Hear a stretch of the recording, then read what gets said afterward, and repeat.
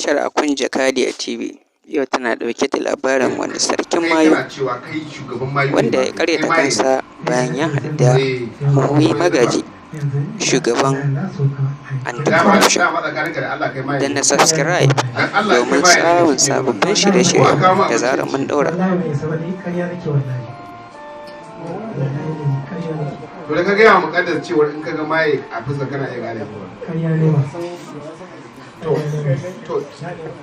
da girma hakimi mun yi godiya da za ka gaya musu waye kai, me kake yi sana'arka, sannan meye matsayinka a maganar maita da kuma yanzu.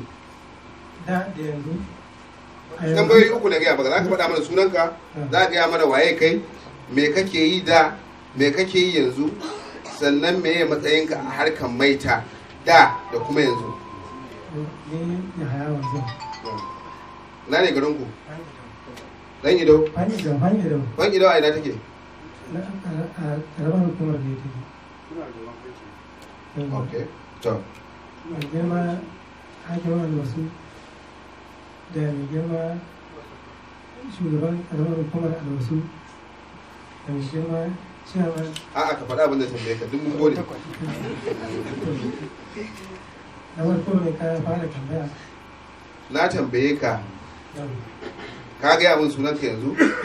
To, a yadda na san ka, a yadda mai girma hakim ya gaya min zai turo min sarkin mayu. Sarkin mayu zai tura min, kuma wanda kai kamar yadda ka gaya wa mukaddas in ka game da maye kana gane shi a fuska.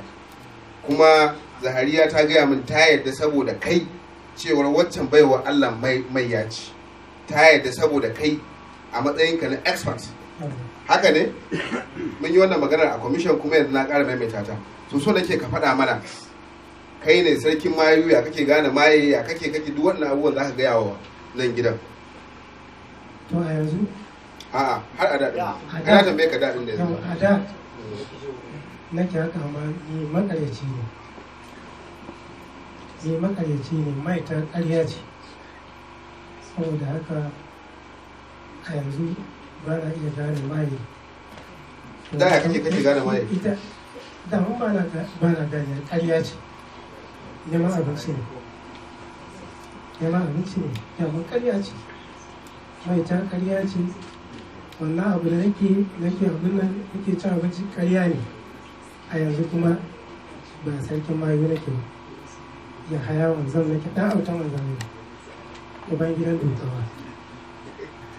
To, ina da jibola. Me kake sa musu idan za su yi magana? Da ka gaya ma a commission, ka ce su marasa lafiya su suke bayani da kansu. So ya suke yin bayani? Yadda suke yin bayani, akwai itace da na faɗa. Ita ce kin bar maharba.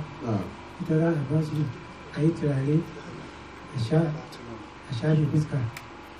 Kuma idan aka musu turaren, shi mara lafiya shi ne yake bayani. Waye ya baka wannan lagari? Wanda ya bani wannan lagari, Allah ya masa rasuwa kamar shekara 10 da ta wuce. To shi yana yi? Ina maganin maye? Baya yi, ta haye ne. Ok, kai ne shugaban gangan? Haye ne. Saboda haka an yi kuskure, ƙarya ne wannan. Ya sunan shi wanda ya baka wannan lagari? Shamaki, Allah ya masa rasuwa. Sai ya ce maka in kai za ka rinka cin abinci. Mutane nawa ka ce wa mayu ne su a wannan karamar hukuma? Don na kare kaina nisa na karɓi wannan abu. To kuma dai har dai abin yake ɗan faɗaɗa nake ɗan cin abinci. To tambayar da nake maka, mutane nawa a wannan masarauta ta albasu ka gaya wa cewa mayu ne su? A wannan masarauta ta albasu? Akalla mutum 25. To a gaya fa? A gaya ban taɓa yi ba. Ok, ya kaka albasu kawai? Ya kaka albasu. Saboda can za a harba layuka? Me yasa ba ka yi a gaya? Ko babu mayan a can? Ba a san da ba. Ok, anan ne aka san ka? Akwai wani babban zagi da wani ke na shagugan can.